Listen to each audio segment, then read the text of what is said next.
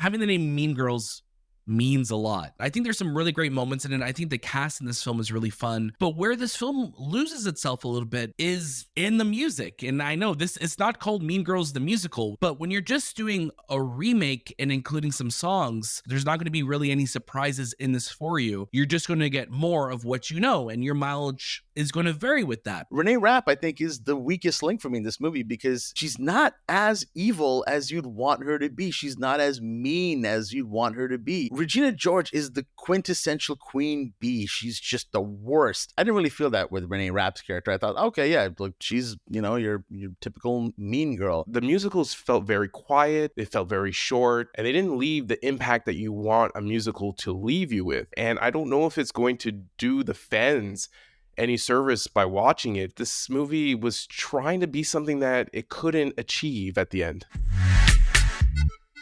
Hello and welcome to the movie podcast review of Mean Girls. My name is Shahbaz, and joining alongside me here at North Shore High are my fellow plastics, Daniel and Anthony.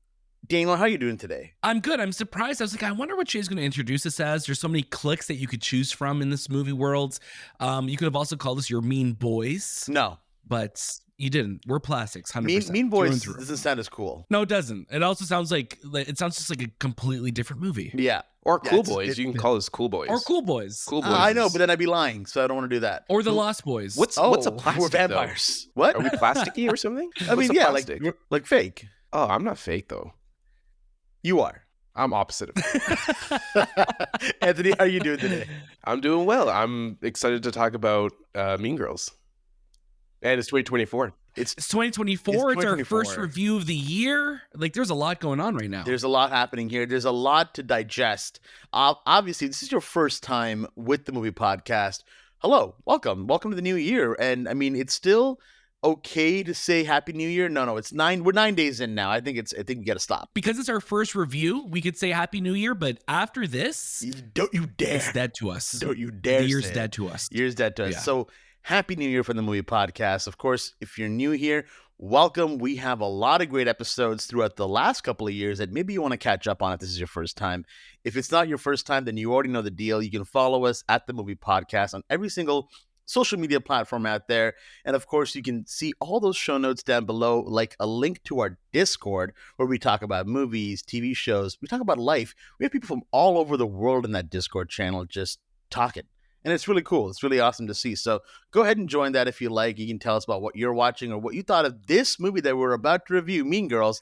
And let us know what your opinions were on the movie as well.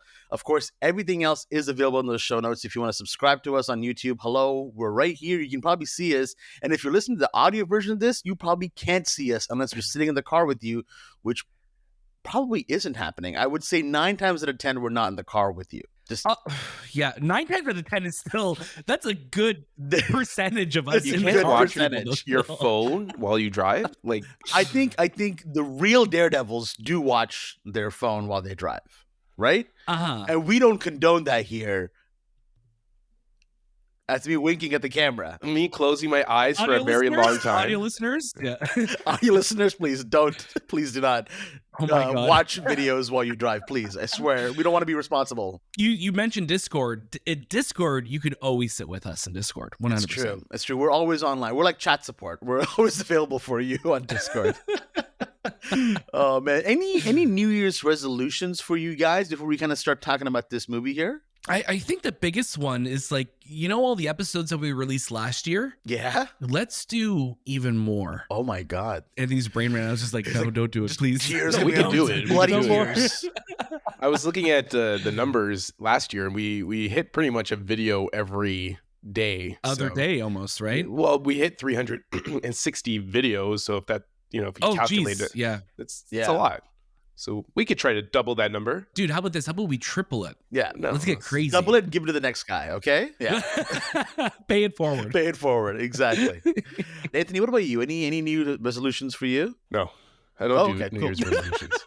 I regret my biggest one was doing Letterboxd, and I decided to do it before the new year. So, it was the end of the year because resolution when for you- Anthony. And have New you Year's added this resolution- movie into your Letterboxd? by the time this review comes out, It will be there. It will be there, and you guys can follow me. So you may You can have follow him, and we've updated the Letterbox link because You've Anthony added his changed in? his name on Letterbox. So starting this year, you can follow Anthony on the proper Letterbox now, and the link will be appropriate in the show notes below. And if you've ever been curious, what did Anthony watch in 2023? You can actually just go to Daniel and mine, our Letterbox, to see what Exactly.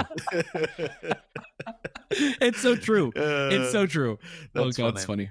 Of course, I'm going to give a huge shout out to our friends over at Paramount Pictures for inviting us to come watch this movie. We had a great time with the huge setup that they did there. It was awesome. They had balloons everywhere and candy canes. I mean, 4 for You, Glen Coco, of course, and people were all dressed in pink. It was that vibe that we kind of got with the Barbie movie when it came out. I'm loving this. Everyone really brought out their best outfits. All 3 of us did not wear pink for some reason. I don't know what happened, but we were like, no. Well, go it wasn't against the Wednesday, grain. so It wasn't Wednesday. This review is coming out on a Wednesday, so I'm wearing pink. I'm wearing That's why. my Damien hoodie. That's what I'm doing. I didn't have anything pink. I 100%. realized I gotta buy some pink outfits. That's my mistake. You do, man. Valentine's Day is coming up. It's a big pink day, so Big pink make day. sure you're well stocked. Valentine's is red, though. It's typically red. Yes. Yeah. Yeah, but I mean, it's more pink though. Red is Christmas. Pink is Valentine's Day. No, I feel like Valentine's Day is red. More red. There's like red. red I think roses. red if love. you let us know in Hearts are 100%, red. Hearts are red. Yeah. But Valentine's Day traditionally is more pink because Christmas Interesting. owns red. I think Interesting. December owns the color red and All right. green. Well, we're gonna have to agree to disagree, but we'll have to move on to our review. Let us know in the comments, though. Let us know in the please. comments, and let us know on Discord. What do you think? Obviously we're here to understand what your mind is thinking all the time, and that's how we pump out these reviews. Hold on a second. Is that what we're here to do? I don't think so. No, I was wrong. That's not what we're here to do. But Okay, of course, okay, this just making sure. movie, Mean Girls, is coming 20 years, which is almost disgusting for me to say. I feel like so much of me died inside while saying 20 years ago we were watching the original film. I am a huge fan of the first movie. I probably watch it once a month, to be honest with you. It's constantly always on. It's just such a great film. What about you guys? Daniel, what's your history with the original Mean Girls film? Big fan of Mean Girls. It's a film that I grew up watching, was on at every single birthday party I've ever gone to. It's a film that I feel like it's always on TV as well. You just be flipping through the channels oh, Mean Girls is on, and you'll sit there and you'll watch it because it's part of that zeitgeist growing up. That was that comedy for us, so many other ones in the 90s or in the 80s for other people. Mean Girls was that comedy of a generation for a lot of people. And I'm a huge fan of it. It freaks me out to know that it was 20 years ago because it's just hold on a second, that's wild. And while watching Mean Girls, it's also oh, they shot this here, this was local to us, and you'd point out oh, that's this mall, Canadian or legend this area film. because they shot it was, again, as so many films do, shot in Canada, shot in Ontario, shot in Toronto area. So it was just you point out those areas. But no, I'm a huge fan of it. I think the cast of that film is so iconic. Mm-hmm. And for millennials, Mean Girls is that film. Everybody knows it, everybody could quote it. They grew up loving it, they grew up having it part of their identity. So to have a film that is based on a musical that is based on the film, which was originally a book, it's just there's so many layers to what this is. Right. So yeah. it's cool to have it. It's cool to have it, and because this feels very much just a tribute to that thing that you like, which we'll get into very soon. Anthony, what about yourself? What's your history with the Mean Girls? I don't actually have a history with the Mean Girls. I've okay. never watched a movie. It was a movie that I it's about girls. Why would I watch that? It just didn't make sense to me as a guy. You know what I'm saying? It's not something I wanted to watch. For the comments Girls to in the open up title. right It's now. not Waiting for for the me. But comments. it's not Nuts. against. It's just there's movies a lot of girls wouldn't watch that guys watch. So it's just I never gravitated to it. So my biggest introduction is this film, and I know of the scenes, I know of the clips, I know who was in it and all that. So I kind of watched it backhandedly, in a sense that, you know, I see it through social media, or I see it through a clip, or I see it through some Or through sort of memes, right? a Right. meme. So I know it that way, but I never actually fully watched it until last night when I sat down with you guys to watch the musical version of it. And did you truly watch the original Mean Girls? That's the question that we will definitely kind of get into answering here soon. This is directed by different directors in the first one. The first one was directed by just a single director, Mark Waters, and it was written by Rosalind Wiseman and Tina Fey. Tina Fey is back to write this one solely, but directed by Samantha Jayne and Arturo Perez Jr. So we got duo directors this time. And of course, as you probably may not know, and Daniel did mention it though, but where the advertising doesn't really kind of show you is this is actually a musical. It is based on the Broadway play, like Daniel mentioned. So there's a lot of music in this, or is there a lot of music in this? That's another question that we're definitely going to get into as well. But before I go any further, I'm going to kick it off to Daniel for his first reaction. So going into Mean Girls again, there's a lot of weight to this to that name. I mean, we've gone Mean Girls 2, which was a direct to DVD release years ago. So having the name Mean Girls means a lot. And going into this film, I'm like, okay, you have a really great cast. You're doing a musical version, which has been on Broadway or wherever it's been playing, and now you're going to adapt a musical version to film. And already there, you're like, okay, you're going to adapt something that's already a film. Like you're adapting a tribute of an original of a film that came out in 2004. I know it's a little convoluted the way I'm getting around to this, but already that's kind of like dividing you. We're like, okay, as a fan of Mean Girls, someone who really enjoys the original film, what does this do for me? And I think I had a bit of a mixed time with it. I think there's some really great moments in it. I think the cast in this film is really fun. They're all doing their parts. You could all tell that they're big fans of the original film, because how could you not be? It was so iconic. But where this film loses itself a little bit is in the music. And I know it's not called Mean Girls the Musical, which I think probably will help this in the long run marketing wise. But when you're just doing a remake and including some songs, it throws off the balance a little bit. And I think that's where I was a little bit most lost with this film, was the pacing, where it's under 2 hours. You have a good amount of songs in it. Apparently half the songs from the musical aren't actually in the film version. But anytime the songs did come in, they felt a little out of place. They felt like they weren't really hitting. I felt like there should be songs that you're like, oh, I'm going to remember that. And we're just coming off of Wonka, which had some great songs. We're coming off The Color Purple, which had amazing songs in it, which are films that were, that are full on musicals. But Mean Girls, I was hoping that would have a little bit more bangers in it. And you have Reneé Rapp, you have a cast of actors who can all sing and are all great. But I wish that this music that they were given had a little bit more of a weight to it, or had a little bit more of a banger. There's only maybe one or two songs that really stick to me. I cannot sing them if you ask me to, but I remember while watching, I'm like, oh, these are more fun. And the one was the Halloween song, which was really fun. And I think the other one was like the song at the end of the movie, which was kind of like a reprise from the beginning. Standout cast members, I think Avantika was great, and Jaquil, they are phenomenal in this. I think they're so fun. Angourie Rice is great. Reneé Rapp was great as Regina. I wish she was given more to do, or to feel more evil, because Regina George, and obviously in 2004 with Rachel McAdams, is the quintessential Regina George. So everything else in this film felt more like I'm watching a high school play version of it than, somebody carving out their own path and creating their own characters. These felt very much like they were doing what came before them, which I get, because this is like going to see a musical of something that you like and recognizing characters. There's not going to be really any surprises in this for you. If you know and love the original, you're just going to get more of what you know, and your mileage is going to vary with that. Because if you are a diehard fan of the original, like someone like Shay or like me, who are big fans of it, you'll be like, yeah, I get what this is, and I've seen it before, and I know what this is. But for me, it's almost like watching a remake of something like Ferris Bueller or something, where you're like, there's something so iconic about the original, you can't really recreate that again. So I'm a little right off the bat, I'm a little mixed on it. I'm really glad that you said a lot of the touching points that I definitely want to get into. This movie obviously does come out exclusively in theaters. It was meant to be at one point a Paramount Plus film, and we'll talk about that as well. But it will be in theaters this Friday, January 12th. So it's coming at an interesting time where it's not too busy right now. And I feel like with the branding that it has, obviously Mean Girls, it should do well. I am curious though of its longevity and how long it's going to be in theaters for making that money, because you really got to think about this movie.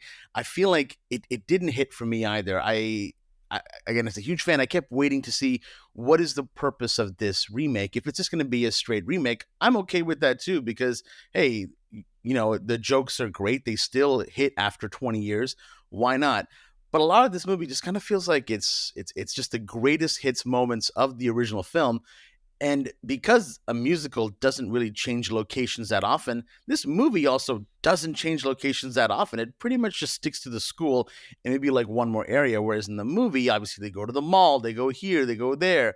There's like 2 or 3 spots that they kind of go in this movie, which I found kind of strange, because I get that it's based on the Broadway play, but the Broadway play is based on the movie. So why not just make the movie but with music? It kind of turned me off. You have more options, right? You You're have not more limited options. You don't have to because be you're stuck. on you're doing a movie, right? So you would feel like you would have more options, where it almost feels like a diet version of what we've gotten before, and it feels like even more reduced, because it's like, okay, the musical one, they were limited there, and then we're going to limit it more because now we're not using all the songs. So it's like there's so many things that they're now kind of lost in translation in the conversion from it to being a book to a movie to a musical to a musical. Yeah. There's a lot. And again, I think the biggest crime for this film is I don't really remember a single song. Like, I know, Daniel, you said that the Halloween song was great, and I remember watching it and being like, oh, this is a good song. I could not, even though it's been less than 12 hours, I couldn't tell you a single note of that song or how it really went. Either. I just remember the sequence, because I'm like, she's going through the different costumes and stuff, and it was a great moment. Yeah. And I wonder, did I really just enjoy that moment because Avantika was really carrying it and she was being really funny in it? Yeah. And again, as Karen Shetty, originally Karen was played by Amanda Seyfried in the original film. Really funny character. Avantika had big shoes to fill, and she really does it. She's really funny. She's really great. Reneé Rapp, I think, is the weakest link for me in this movie, because you can kind of tell she's not really an actress, and I'm not sure if she has been before. I know she's a musician, but she's not as evil as you'd want her to be. She's not as mean as you'd want her to be. Regina George is the quintessential queen bee. She's just the worst. I didn't really feel that with Reneé Rapp's character. I thought, okay, yeah, look, she's, your typical mean girl. Not really the head of them all. Everybody else in this movie does a great job. I know it's nice to see Tina Fey back in. It's nice to see Tim Meadows, of course. They have more great chemistry, if you remember, from the original film.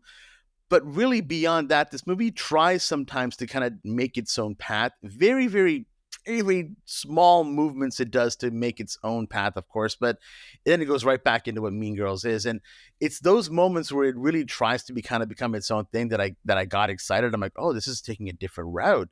And it's still getting from point A to point B, but it's just taking a bit of a different route. And I was so excited to see that moment. And then it kind of just sits back into what it is. And a lot of the times the movie really bored me because the pacing, like you mentioned, Daniel, was just so obscure. You were going from song to a lot of period without a song, then back to a song. And because a lot of the songs just really felt the same, minus Reneé Rapp's songs, you start to kind of just feel like you're stuck in this climate of what the hell is going on. Anthony, I'll get to you in a second, but Daniel, did you get something to say? Yeah, really quickly, I just wanted to confirm. So Reneé Rapp actually played Regina George in the Broadway musical for 2 years. She did 2019 and 2020.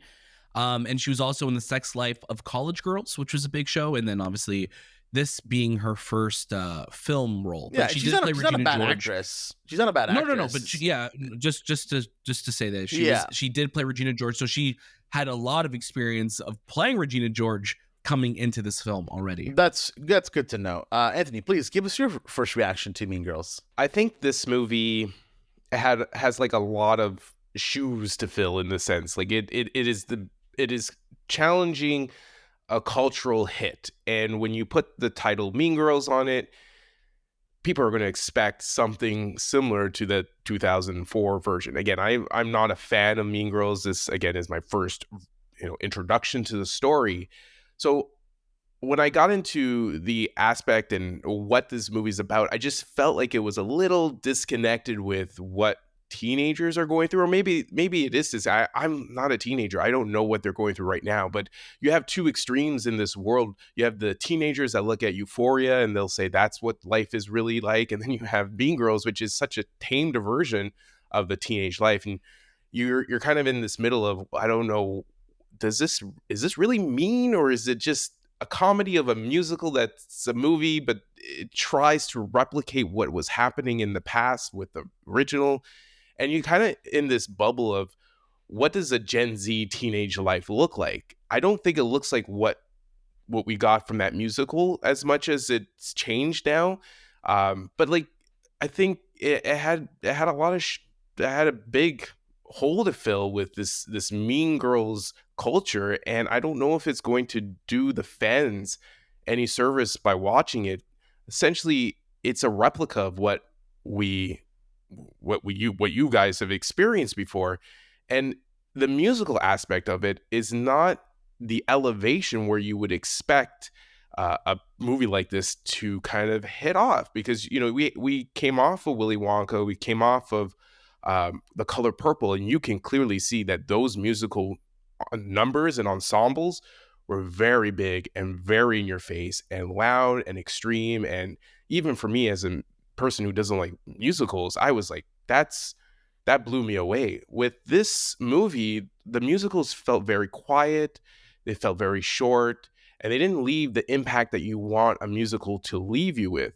I do like some of the songs, especially Regina George's songs, where she has like this dramatic, kind of like Maleficent vibe to her. Billie Eilish, like her leitmotif, almost like it's her Darth Vader sounds like, my name is Regina Right. George. It's like, oh, okay. She never comes off super evil. Like, she just comes off as annoying. Like, I feel like kids these days, they would have just told her exactly how they felt before. Like, it's like that's our click still a thing. Like in high school now, I honestly don't know, because even when I went to high school, it wasn't really like you would see the American high school experience, right? And if it is for you guys, but like it just like for you listening, but it's always that thing where you see that, you're like, man, like I never went to the cafeteria and was like, oh, there are the jocks, there's the band geeks, there's the art kids. Like it wasn't ever like that. It was just such like a mix of everybody. So maybe that's just Canadian high school. I don't know. There are really cool shots. Like there's one shots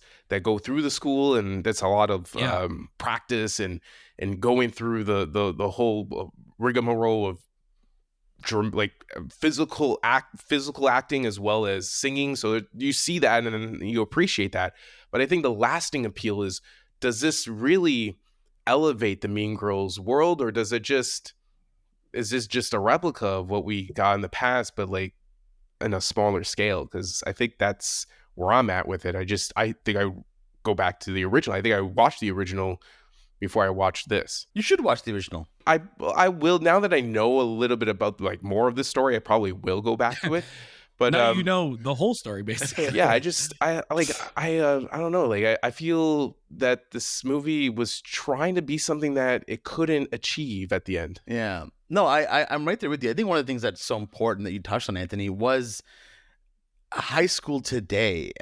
I feel like in the last 20 years, the world has changed so much. We've become so much more accepting. We have a lot more that's happening in the world. People are really allowed to really be themselves.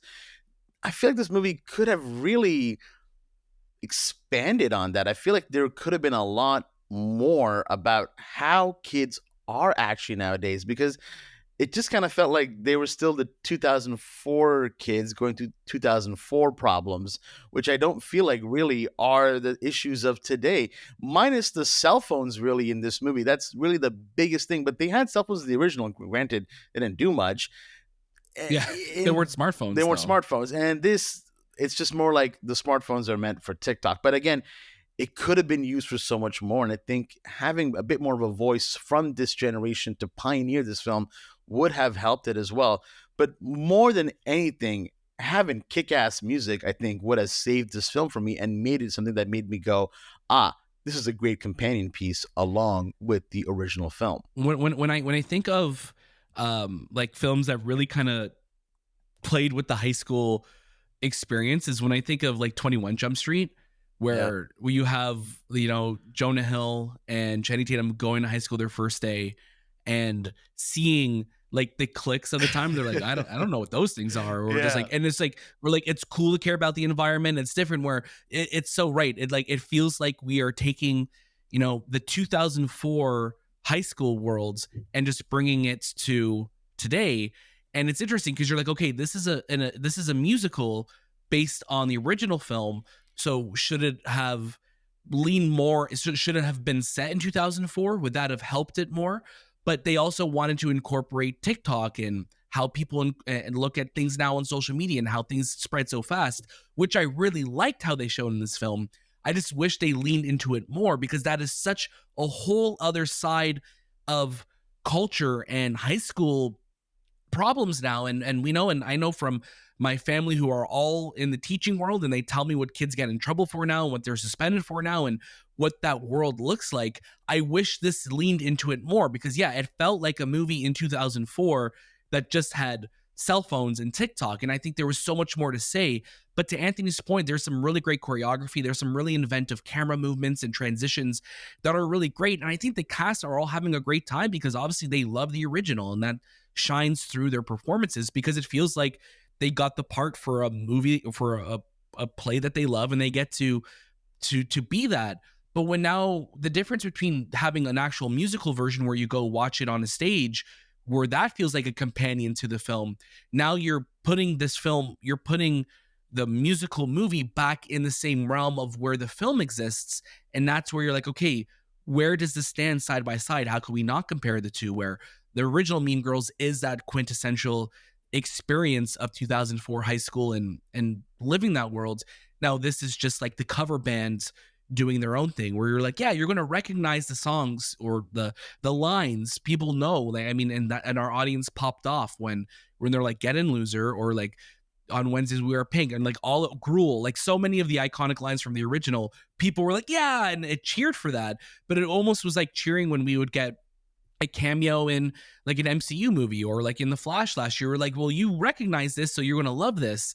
And for the most part, people will be like, yeah, but what's the lasting appeal of that? So, and that's, I think, where we're at now. And I'm really curious to see how this generation, kids in high school, kids in like later in elementary school watching this, are they going to gravitate towards this version of the film, or are they going to go back to the original? I'm curious what like the younger audience is going to think of this film. Yeah, me too. I'm very curious to see what they go with it. I mean, this one has a great cast, like we've talked about. Auli'i Cravalho, I think she's fantastic as Janice. She really brings something to the character, and she's a great singing voice. But I did find some decisions interesting, like Jon Hamm as Coach Carr. Coach Carr is a fun character from the original film, but not really. Jon Hamm is way too big for this role. Like, it just felt a little unsettling to see him in this role sometimes. I'm like, oh, you're Jon Hamm. You're playing Coach Carr. Like, it's really weird. Jenna Fischer as, you know, Cady's mom. Great. Ashley Park is in this movie as well. She's playing the French teacher. So yeah, there's some great moments. I Christopher Briney as Aaron Samuels, didn't really do it for me. I mean, he didn't seem like, oh, that's like Aaron Samuels, a really hot guy. I was like, oh, okay, like just a dude. Like, it's fine. I truly believe that's the trend. Not the trend, but like that's what girls like. They just like a normal guy now. I don't think they have to be the most prettiest and gorgeous looking Prince Charming type of face. And I'm not saying that this dude doesn't have it. I'm just saying that he's not, like, when you look back at like guys who the 2000s quintessentially played like the hottest guy, they're also the most extreme. Like, that's not someone you will ever meet as well. So I feel like this is more like, oh, okay, I can trust that I wouldn't meet this guy in high school. Yeah, that's true. It's not a 26-year-old dude playing a 15-year-old dude who's ripped with abs, right? I think the biggest thing is he is a jock of some sort. Knowing that much math is probably like an absolute extreme, because I've never met a jock that knows algebra or calculus or anything like that. So I think maybe that's the world's changing, man. The world's changing. Yeah. It's a different world now, man. I'm telling you, people like there's no box, right? People and I love think math. that would have been a funny thing to riff on in the movie too. Again, I'm not saying to how to rewrite the film, but like you have a jock who's so good at math, like have fun with it. that a little Yeah. bit. You know what I mean? Like there's a absolutely agree. lot that you could do with that, right? But yeah, there's a lot of surprises, obviously, for people who love the original film. It's interesting to see how it does deviate a little bit from the original and surprises and things like that. So there is a lot here for Mean Girls fans, obviously, and I think this is who this film is primarily targeted to, right? I think it's safe to say we can kick it over to our fan recommendations. Anthony, we'll start with you. I'm going to say add this to your queue. But if you're a fan of Mean Girls, go ahead and watch it. But you have to be a super fan. You can't just be like, oh, I like the movie. Like, you have to be a super fan to really want to watch this and for me to even recommend it to you. Because after all what you'll see, you'll probably say, I wish this was something that you watched on a streaming service, which I think at the end of it, that's kind of where this movie should have landed. And I think it should have been a TV series and a movie. But yeah, I think it's going to be an added to your queue for me. Thank you. Daniel, what about yourself? Yeah, it's an added to your queue for me as well. There's, I think, some really great moments. I think the cast is having a blast, but I couldn't help but feeling like I was just watching a stage play. And again, I know that's the point. People are going to write and saying like, yeah, of course, because it's based on the musical. I know. But when you're now in the film world, I think there's so much more that you could have done with it to really set it apart from the original. If you're going to update it to be in the current year, then there's other things that you could update and work on as well too. I think there's some great performances, like I was saying, some cool songs. I think the Halloween song especially is the one that stuck with me most, or like had that moment felt the most fun in the film. Like, oh, I wish it leaned into this more. But yeah, I just for fans of Mean Girls, I think you're going to watch this. You're going to enjoy the references that you obviously have been saying and repeating to yourselves and been part of your daily vocabulary for the last 20 years. But outside of that, yeah, add it to your queue. Check it out. Check it out when it comes to streaming later on. And 3 for 3, I'm also going to go with added to your queue because I think there's some, great performances like Daniel has mentioned. But overall, it doesn't add anything new for me that I don't already get with the original. In fact, I'm still going to have a much better time watching the original. And I wish if the music had landed, then I would have had a great companion piece to go along with it. Of course, Mean Girls will be in theaters exclusively January 12th, 2024. That feels so weird to say. 20 years since the last film. Very, very nuts. Of course, all of our information is available down below in the show notes. Anthony is finally using Letterboxd. Or if he's not using Letterboxd, that's the best place to tell us is the best place to tell us actually is in call me out. Call him out. Call him by his name in our Discord channel or comment down below like, hey, Anthony, you said you're going to use Letterboxd. What's up? Why aren't you using it? It's 2025. You haven't used it. It's 2025. I'm watching this review a year later because I was waiting. Yeah, no, just let us know. I mean, badger him, harass him, whatever you need to do because he needs to start using Letterboxd because he doesn't remember the movies he watches. Harassed. He's getting old, Right, Anthony? Yeah, I don't know to use technology anymore. Technology. We're going to start releasing the movie podcast exclusively just to audio film strips. Yeah, it's only going to be a radio show only at certain times. Yeah, just on the reels. You catch us on the reels, not the Instagram reels, the actual the audio reels. Oh, I love that. What else? I mean, of course, again, like I said, everything is down below in the show notes. So go ahead and give that a look. You can write to us, subscribe to us, or wherever we are on Spotify and Apple Music. You can actually give us 5 stars. And if you do that, someone may give you $1 million one day. Not saying that we're related to it, but hey, it could happen to you. Of course, that was pay it forward. Pay it forward. That was This Time with the Movie Podcast, and we'll see you next.